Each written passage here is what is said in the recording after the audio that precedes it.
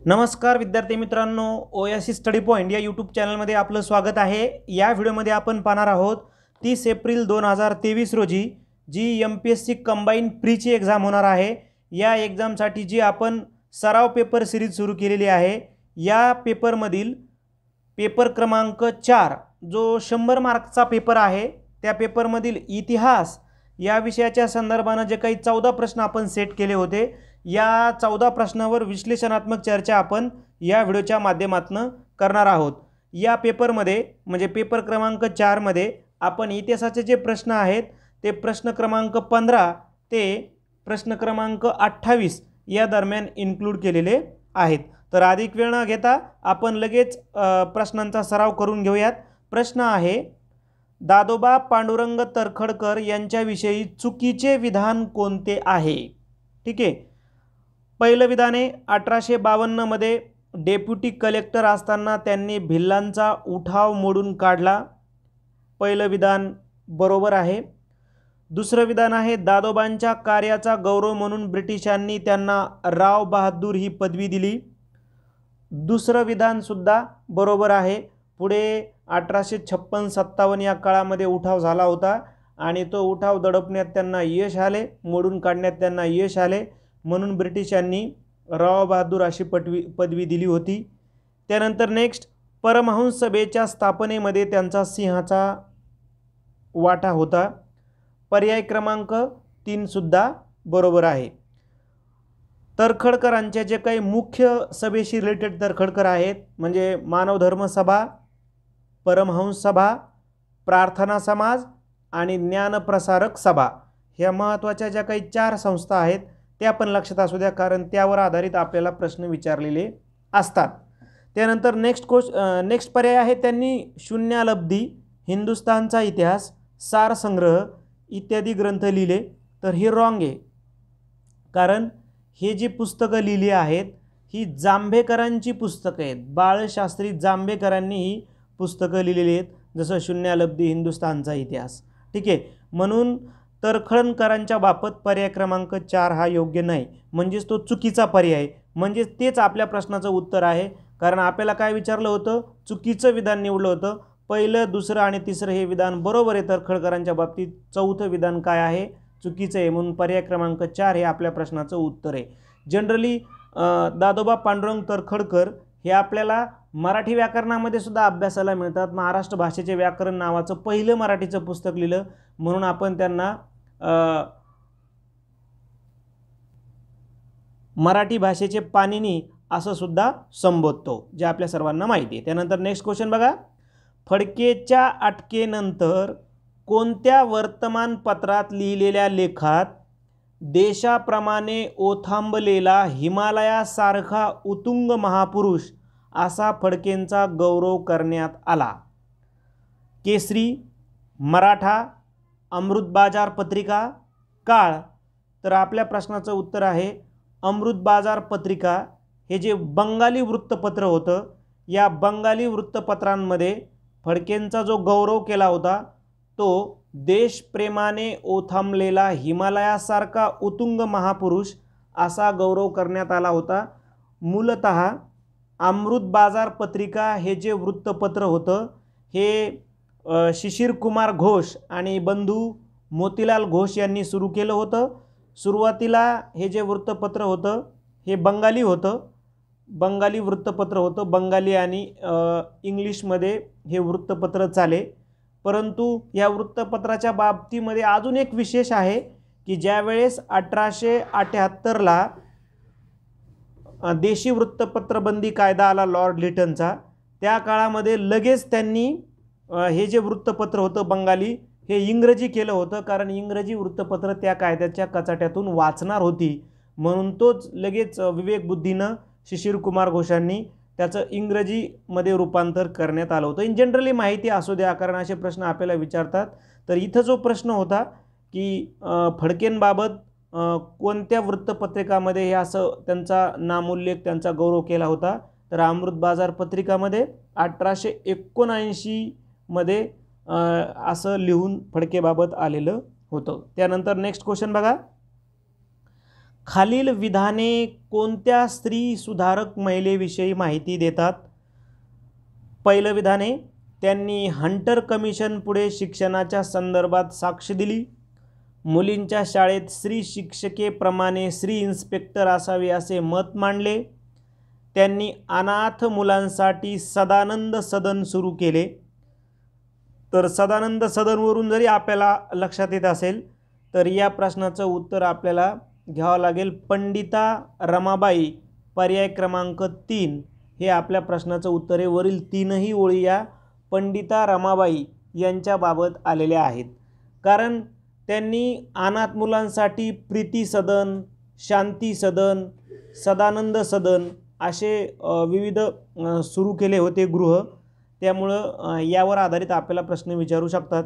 किंवा अजून पण जसं शारदा सदन आहे मुंबईमध्ये, मुक्ती सदन आहे कडेगावला, आर्य महिला समाजाची स्थापना असेल, किंवा त्यांच्या पुस्तकाबद्दलही विचारतात. पंडिता रमाबाईंच्या श्रीधर्मनीती नावाचं त्यांचं पुस्तक खूप गाजलेलं आहे हिस्ट्रीमध्ये. किंवा द हायकास्ट हिंदू वुमेन नावाचं एक बुक्स आहे, ते सुद्धा नेहमी आपल्याला एक्झामला विचारल्या जातं. ठीक आहे. त्यानंतर नेक्स्ट क्वेश्चन बघा. 1919च्या कायद्याने जेव्हा अस्पृश्यांचे 2 प्रतिनिधी कायदेमंडळात नेमण्याची तरतूद झाली तेव्हा टिंबटिंब आणि टिंबटिंब या दोघांची नियुक्ती करण्यात आली. कोणत्या 2 अस्पृश्य प्रतिनिधींची नियुक्ती करण्यात आली 1919च्या कायद्याने? तर ते प्रतिनिधी होते गवई व कालीचरण नंदा गवळी. या 2 अस्पृश्य प्रतिनिधी हे कायदेमंडळावर नेमण्याची तरतूद करण्यात आली होती. 1919चा जो सुधारणा कायदा होता या कायद्यामध्ये तशी तरतूद करण्यात आलेली होती. त्यानंतर नेक्स्ट क्वेश्चन आहे, गांधी आयर्विन कराराशी असंबंधित पर्याय कोणता आहे? गांधी आयर्विन कराराशी असंबंधित पर्याय. तर एक एक पर्याय वाचूया. या करारान्वये राजकीय कैद्यांची सुटका करण्यात आली होती. तर हा संबंधित आहे. कारण ज्या वेळेस सविनय कायदेभंग सुरू होतं त्यावेळेस खूप साऱ्या सविनय कायदेभंग चळवळीतील नेत्यांना अटक करण्यात आली होती. कायदेभंग चळवळ स्थगित करावी अशी अट घातली गेली. तर दुसरं विधान पण संबंधित आहे. कारण गांधीजींनी गोलमेज परिषदेला हजर राहावं दुसऱ्या गोलमेज परिषदेला, म्हणूनच मुख्यतः गांधी आयर्विन करार झालेला होता. हा जो करार झाला हा करार झाला 5 मार्च 1931ला. आणि या कराराचं मुख्य ध्येय होतं की काँग्रेसचे एकतरी नेते, आणि त्यावेळेस काँग्रेसचे सर्वात मोठे नेते हे गांधीजी होते, म्हणून गांधीजींनी दुसऱ्या गोलमेज परिषदेला हजर राहणं आवश्यक होतं. कारण पहिल्या गोलमेज परिषद जी होती ही काँग्रेसशिवाय घेणं हे योग्य नाही असं बऱ्याच संस्थानिक आणि जे भारतीय नेते होते त्यांचं म्हणणं होतं. म्हणून दुसऱ्या गोलमेज परिषदेला काँग्रेसचा एकतरी नेता हजर राहावा म्हणून सरकारने जो करी व्हाईसराय आहे लॉर्ड आयर्विन याला आणि गांधीजी यांच्यासोबत म्हणजे बोलणी करण्यासाठी पाठवलं होतं. ही बोलणी म्हणजेच भारताच्या इतिहासामध्ये 5 मार्च 1931चा गांधी आयर्विन करार आहे हे समजून घ्या. या करारामुळे एक राजकीय कायद्याची सुटका करण्यात आली का? तर हो. कायदेभंग चळवळ स्थगित करावी अशी अट? यस. काँग्रेसने गोलमेज परिषदेला हजर राहण्याचे मान्य केले का? यस. दांडी सत्याग्रहास मान्यता मिळाली का? हे रॉंग आहे. म्हणजे हेच काय आहे? असंबंधित आहे. म्हणजे पर्याय क्रमांक 4 हे आपल्या प्रश्नाचं उत्तर आहे. आपल्याला लगेच कळून जाईल की जे दांडी सत्याग्रह झाला हा मार्च 1930 मध्ये झाला दांडी सत्याग्रह. त्याच्यानंतर दांडी सत्याग्रहाच्या नंतर काय झालेलं आहे 1931 म्हणजे मार्च 1931 मध्ये गांधी आयर्विन करार झालेला आहे. म्हणून गांधी आयर्विन कराराचा आणि दांडी सत्याग्रहास मान्यता मिळण्याचा काही संदर्भ नाही जे आपल्या प्रश्नाचं उत्तर आहे. कारण असंबंधित आपल्याला विचारलं होतं. गांधी आयर्विन करारामध्ये अजून खूप साऱ्या गोष्टी होत्या जसं की मिठावरील कर रद्द करावा, जप्त केलेली जी काही सत्याग्रहींची मालमत्ता आहे ती परत द्यावी, त्याचबरोबर परदेशी मालाची दुकाने आणि दारूची दुकाने यांच्यासमोर सत्याग्रह करण्याची परवानगी द्यावी. सर्वच्या सर्व गांधीजींच्या ज्या मागण्या आहेत त्या आयर्विननी मान्य केल्या होत्या. फक्त एकच आयर्विननं मागणी ठेवली होती की गांधीजींनी दुसऱ्या गोलमेज परिषदेला हजर राहावं. ठीक आहे. आणि कायदेभंग चळवळ स्थगित करावी. त्यानंतर नेक्स्ट क्वेश्चन आहे, अचूक असलेली जोडी आपल्याला शोधायची आहे, अचूक असलेली जोडी. तर बघा काय आहे, famine commission sir John Lawrence, Strachey आयोग लॉर्ड रिपन, जेम्स लॉयल आयोग एल्जिन दुसरा आणि मॅकडोनाल्ड आयोग लॉर्ड कर्झन. विविध व्हॉइसराय आणि गव्हर्नर जनरल यांच्या काळामध्ये जे आयोग आले, विशेषतः हे दुष्काळाच्या संदर्भाने आलेले आयोग आहेत सर्व, तर ते कुणाच्या काळात आले असं आपल्याला ओळखायचं आहे, कारण आपल्याला विचारले अचूक असलेली जोडी आपल्याला ओळखायची आहे. तर फॅमिन कमिशन सर जॉन लॉरेन्सच्या काळामध्ये आलं होतं का? येस, 1868-69चा तो काळ आहे, म्हणजे पहिलं ये बरोबर आहे. त्यानंतर स्ट्रॅची आयोग लॉर्ड रिपन, तर हे रॉंग आहे, बी रॉंग आहे, कारण स्ट्रॅची आयोग जो आला होता 1878च्या आसपास, तर तो लॉर्ड लिटनच्या काळामध्ये आला होता, लॉर्ड लिटनच्या काळामध्ये आला होता, म्हणून बी रॉंग. जेम्स लॉयल आयोग हा एल्जिन दुसऱ्याच्या काळात आला का? तर हा 1896-97च्या आसपासची ही घटना आहे, सी बरोबर आहे. मॅकडोनाल्ड आयोग हा सुद्धा लॉर्ड कर्झनच्या काळामध्ये आलेला होता, कारण 1900च्या आसपास मॅकडोनाल्ड आयोग स्थापन केला होता कर्झननं. म्हणजे ए, सी आणि डी बरोबर असं कोणता पर्याय सांगतो? तर पर्याय क्रमांक 1 हे आपल्या प्रश्नाचं उत्तर आहे. ज्या पर्यायामध्ये बी येईल तो आपला चुकीचा होईल, म्हणजे हा कटला आणि बी मुळे हा कटला, म्हणून पर्याय क्रमांक 1 हे आपल्या प्रश्नाचं उत्तर आहे, कारण आपल्याला अचूक असलेली जोडी विचारली आहे. त्यानंतर नेक्स्ट क्वेश्चन, पुढील व्यक्ती कोणत्या गुप्त संघटनेच्या सभासद होत्या? थोडं पर्यायावरून जा बघा. महाराष्ट्राच्या इतिहासावर जनरली आपल्याला जर तुम्ही 11वीचा इतिहास थोडं जास्तीत जास्त वाचण्याचा प्रयत्न करा, जुना 11वीचा, ओल्ड बुक, 11वीचं ओल्ड बुक जर आपण यूज केलं तर बऱ्यापैकी क्वेश्चन आपल्याला जुन्या ज्या प्रश्नपत्रिका आहेत त्याच्यामध्ये आपल्याला दिसतात की 11वीच्या इतिहासावर आधारित बऱ्यापैकी प्रश्न विचारलेले आहेत. महादेव विनायक रानडे, दामोदर भिडे, खंडेराव साठे, बळवंत नातू हे सभासद जे आहेत हे कोणत्या गुप्त संघटनेचे होते? तर चाफेकर क्लबचे हे सर्वच्या सर्व सभासद होते. आता चाफेकर क्लब काय आहे नेमका? तर जे दामोदर चाफेकर आहे यांच्या विचारधारेवर आधारित ही संघटना एक गुप्त काम करायची, म्हणून पुण्याच्या परिसरामध्ये, म्हणून त्याला चाफेकर क्लब असं संबोधलेलं आहे. त्यानंतर नेक्स्ट क्वेश्चन आहे, असहकार स्थगितीनंतर काँग्रेसमध्ये फेरवादी व नाफेरवादी असे 2 गट पडले, त्यापैकी फेरवादी गटाचे नेते टिंबटिंब होते. आता हे फेरवादी नाफेरवादी पहिले समजून घ्या. ज्यावेळेस असहकार चळवळ झाली त्यावेळेस गांधीजींनी निवडणुकावर, कोर्ट कचेऱ्यावर, पदव्यावर, नोकऱ्यावर त्याग करा असं सांगितलं, परंतु गांधीजींचं जे निवडणुकाच्या बाबतीचं तत्त्व होतं हे बऱ्याच काँग्रेस जणांना पटलेलं नाही. म्हणून ज्या लोकांना पटलं नाही, म्हणजे जे लोकांना असं वाटत होतं काँग्रेस जणांना की निवडणुका ह्या घ्याव्यात, आपण कायदेमंडळात जावं, आपण निवडणुका लढवाव्यात, तर अशांना म्हणलं गेलं भारताच्या इतिहासामध्ये फेरवादी गट. अर्थात ही काँग्रेसमध्ये पडलेली दुसरी फूटच होती एक प्रकारे. जशी 1906च्या सुरत अधिवेशनामध्ये जहाल आणि मवाळ फूट होती, तशी कलकत्ता 1920च्या अधिवेशनामध्ये ही फेरवादी आणि नाफेरवादी एक प्रकारची फूटच होती. जरी तिचं रूपांतर पुढे 1923मध्ये झालेलं असलं तरी तिची जी बीजा आहेत ती कलकत्ता अधिवेशन 1920मध्ये आपल्याला पाहायला मिळतात. एवढ्या डिटेलमध्ये न जाता फेरवादी म्हणजे काय की जे असे काँग्रेसजन की ज्यांना निवडणुकीवर विश्वास आहे आणि निवडणुका लढवायच्या आहेत आणि कायदेमंडळात जायचे. नाफेरवादी गांधीजींच्या वक्तव्यावर विश्वास आहे, बहिष्कार टाकायचा निवडणुकावर म्हणजे बहिष्कार टाकायचा, ते म्हणजे नाफेरवादी. आता प्रश्नाकडे वळूया. फेरवादी म्हणजे त्याला इंग्रजीमध्ये शब्द आहे की चेंजर्स. फेरवादी म्हणजे काय? चेंजर्स. आणि नाफेरवादी म्हणजे काय? नो चेंजर्स गट. ठीक आहे, आता आपल्याला थोडंसं लक्षात येईल.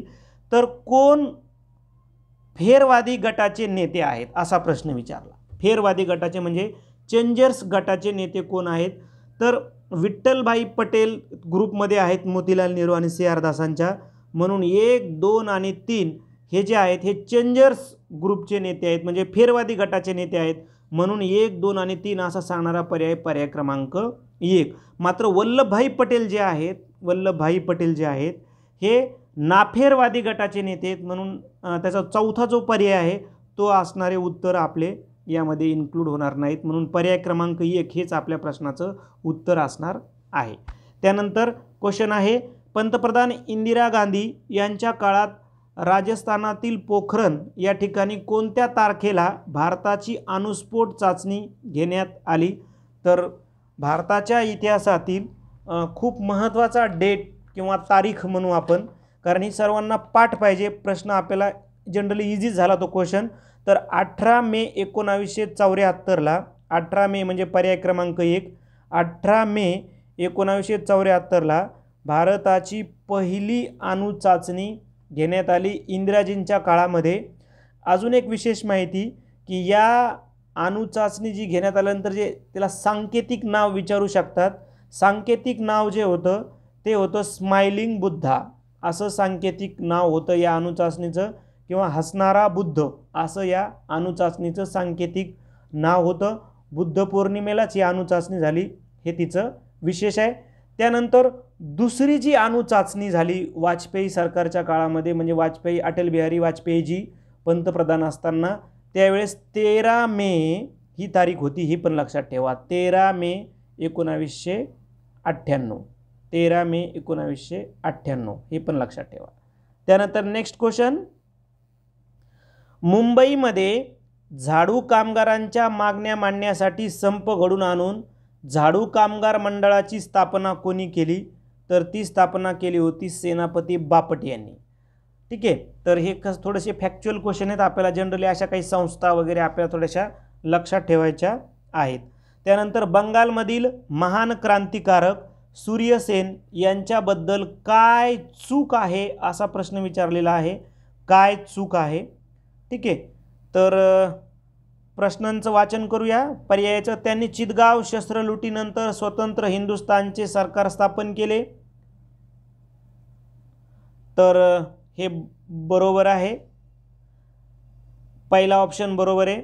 त्यानंतर त्यांनी बंगालमध्ये मास्तरदा या नावाला, त्यांना मास्तरदा या नावाने ओळखल्या जाई,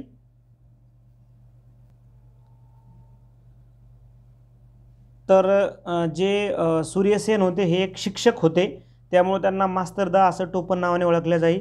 त्यांनी रिपब्लिकन आर्मीची स्थापना केली होती, हा सुद्धा पर्याय बरोबर आहे, म्हणजे अ ब क बरोबर आहेत. पण आपल्याला विचारलं चूक काय, मग आता उत्तर काय घ्यायचं? मग अशा वेळी यापैकी नाही, म्हणजे एक पण चूक नाही असं आपल्याला उत्तर घ्यायचं आहे, कारण हे तिन्ही जे काही ओळी आहेत, या तीनही ओळी किंवा तीनही विधानं हे सूर्यसेन यांच्याबद्दल अचूक माहिती पुरवतात. ठीक आहे, तर सूर्यसेन यांच्याबाबत जे काही महत्त्वाच्या अजून गोष्टी आहेत, जसं चितगाव कट जो होता, शस्त्र लूट, हा त्या कटाचा मुख्य उद्देश होता की चितगावमधील शस्त्रागार लूट करायची होती. या चितगाव कटाचे मुख्य जे सूत्रधार होते हे सूर्यसेन होते, आणि त्यांच्या नेतृत्वात खूप सारे क्रांतिकारक, विशेषतः सर्वात जास्त स्त्रिया असणारा जो काही क्रांतिकारी ग्रुप होता हा चितगाव कटाशी संबंधित आहे. ठीक आहे, नंतर पुढे ते अटक झाली. 12 जानेवारी 1934ला चितगाव जेलमध्ये त्यांना फाशी देण्यात आली. हे पण थोडंसं जनरल लक्षात असू द्या. जोड्या जुळवायच्या आहेत, 1857चा उठाव आणि नेते, संबंधित नेते अशा जोड्या जुळवायच्या आहेत. ज्या पाठ आहेत बघा, जसं झाशी म्हणलं की आपल्याला मनुकर्णिका म्हणजे राणी लक्ष्मीबाईचं नाव आपल्याला लगेच क्लिक झालं असतं, म्हणजे ब चा तिसरा पर्याय. चला 2 ठिकाणी म्हणजे आपल्याला अजून एक निवडावा लागेल. मग आता जगदीशपूर म्हणलं की कुंवरसिंह हे आपल्याला लक्षात येतं, किंवा लखनौ म्हणलं की बेगम हजरत महल.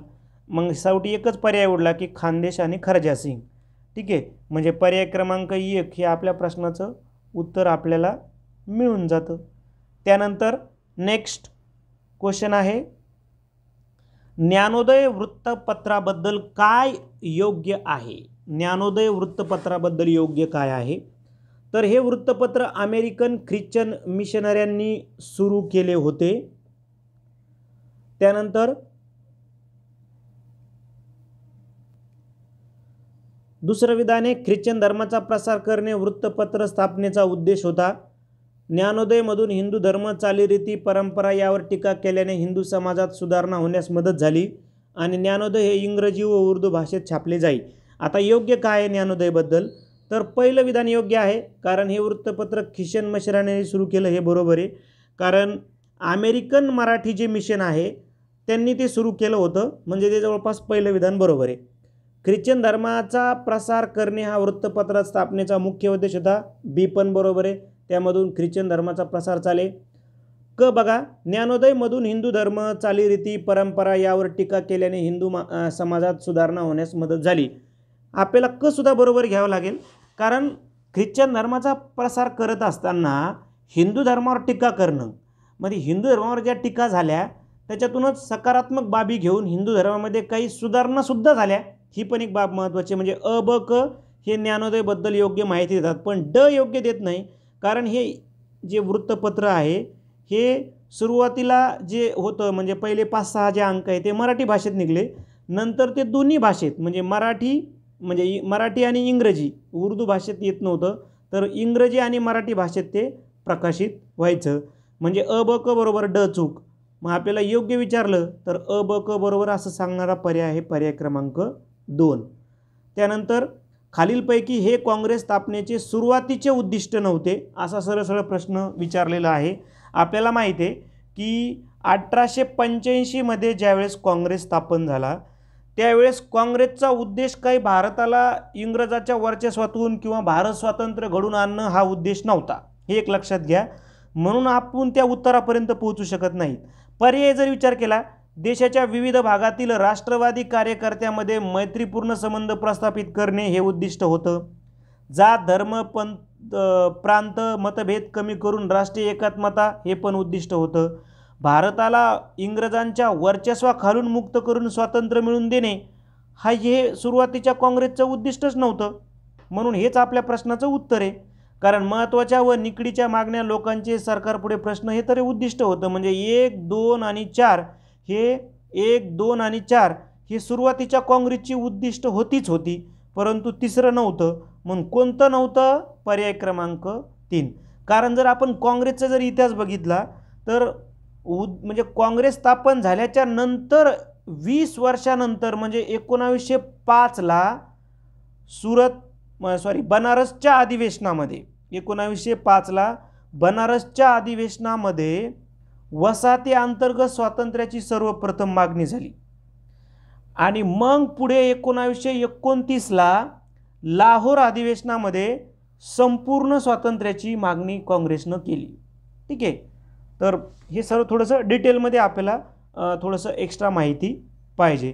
म्हणजे 1905 नंतर स्वातंत्र्याबद्दल काँग्रेसचं उद्दिष्ट बदलत गेले, हे आपल्याला लक्षात आलं पाहिजे। मला वाटतं आपण पेपर क्रमांक 4 मधील इतिहासाच्या आधारे जे काही प्रश्न आले होते त्यांची चर्चा केली। ज्या विद्यार्थ्याला हे PDF स्वरूपामध्ये प्रश्नपत्रिका पाहिजे अशा विद्यार्थ्यांनी 8805217221 या मोबाईल नंबरच्या व्हॉट्सअपवर तुमचं नाव, त्याचबरोबर तुमच्या जिल्ह्याचं नाव आणि MPSC असं लिहून पाठवा आणि कॉन्टॅक्ट करा आणि आपली जी काही टेस्ट सिरीज आहे ती जॉईन करा। धन्यवाद।